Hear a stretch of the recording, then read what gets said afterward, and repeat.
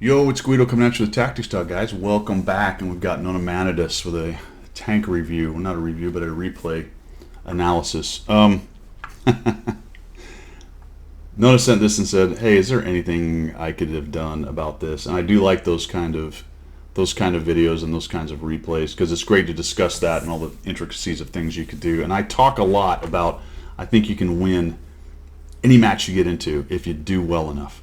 Okay, that's not very likely. It's not very probable. It's possible, but not probable. Well, in reality, now that's a good theoretical thing, and I still subscribe to that, and that's how I look at the analysis. Right? That's the only way to go into an analysis is attempting to debrief to the perfect solution. If you're going into it with any other kind of idea, you're not pulling out the right lessons. You simply are not, because you're attempting to get to the 100% solution, even though you flat out know you're probably never going to get there.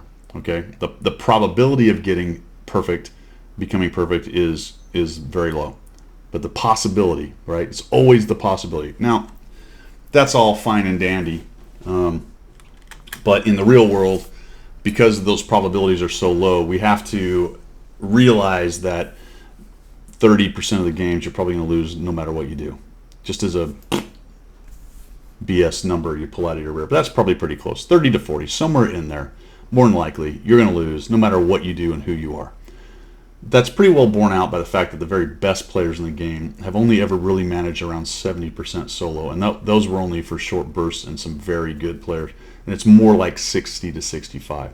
So there are 35 to 40% of the games, even the very best players just aren't able to do anything with. They may do really well. They may make it much closer than it should have been, but they lose. Ultimately, there's an L in the column, right? They get the big L.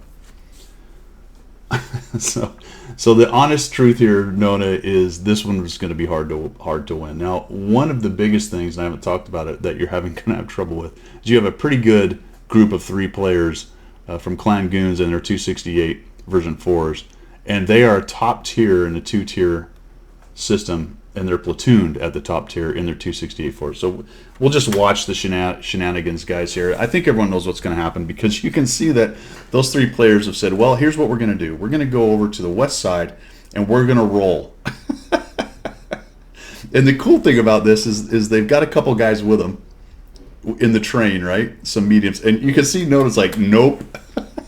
He wants no part of this. But it was a little late. It was a little late getting away. So I like this from the Goons players because they went, we'll just take these things and we won't go in the city. The city is cool, but we can get tracked and going around corners is tricky. Why don't we just go down the west side? Even though there's 3 already, they don't even care.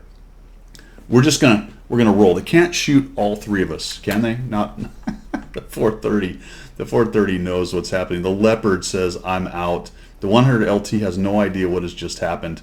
And we have Nona maybe thinking about stopping and then realizing he can't.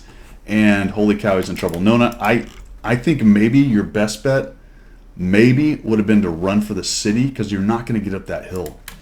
You're just not, and you realize that pretty quickly because as you're trying to run away, the poor 430 is getting obliterated. And now you're going slowly up the hill and you're about to get spotted. And yep, oh jeez. The Udes hits you. To add insult to injury, one of their buddies hits you. There's a T-55A with him. There's an Udes 16 with him. This dude gives no craps. He's coming right at you. You drop 200 into him. Nice little dodge, but unfortunately there's 14 of them.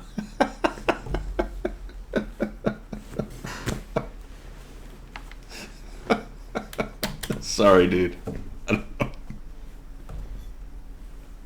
All right, so how would you win this? Well, first of all, you needed to ammo rack 2 of them in your first 2 shots.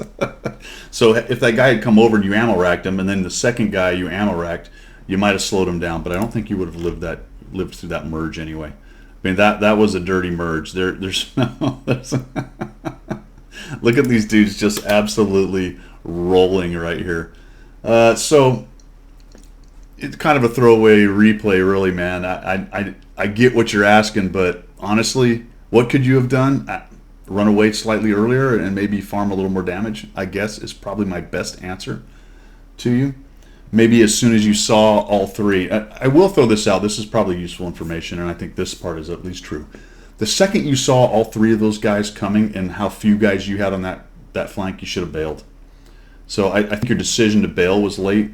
I'm not saying that would have won the game at all, but it may have helped you farm a little bit more damage. The Leopard was faster, and he got out. He actually got out about the same time you did, and fortunately for him, he has a faster tank. You can see he ran all the way back here. There's only one Leopard, right? Yeah.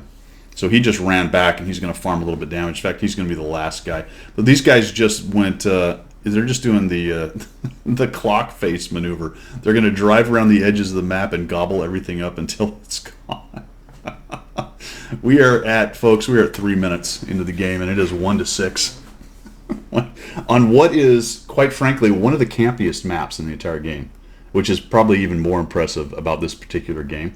This is one of the campiest maps. It is one of the hardest to kind of push around the edges. It takes a lot of work, takes a lot of camo stuff, a lot of vision mechanics around the edges of the map. But even the city is getting dominated from the enemy team. They're rolling up the city without the 268 force. Your team just got absolutely annihilated. So really, the end result here, my real answer is, what could you have done? Probably not much to win, but if you'd have got out of there faster, you may have been able to farm some more damage. And that's important, because if you're working marks, you're trying to get 1-8, you're trying to last longer in games, learn the game, all that stuff. That's still important. And realizing that kind of game is happening and getting on that horse a little earlier can be quite beneficial to you, because you're going to do a little more damage, which is going to give you some more experience, which will give you some more crew experience, which will give you some more free experience, especially if you're still grinding. And you don't die in the first minute and a half, and it's very frustrating when that happens. So, yes, you were going to lose this almost no matter what you did. Yes, you could have made the decision to bail a little bit earlier and maybe been able to farm a little bit more damage, but that's really pretty much it, man. It was pretty funny to watch. Did they even lose one of those things? No, they did not lose a 268 before. Not yet, anyway, unless a 110 nukes somebody. Which brings me to the last point about this video. Those things are still asinine. They were nerfed, but not really. They're still well overpowered. They're still one of the best, if not the best, tier 10 TD out there. Even if they had been released in the current state that they're in, they would have been released overpowered.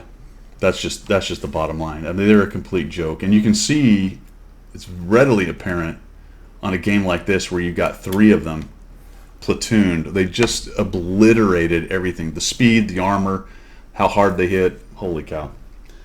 Anyway, man, sorry I can't give you any better advice than that. If I think of the way to win that game, I'll let you know, but I don't think it's happening. I don't think it's gonna.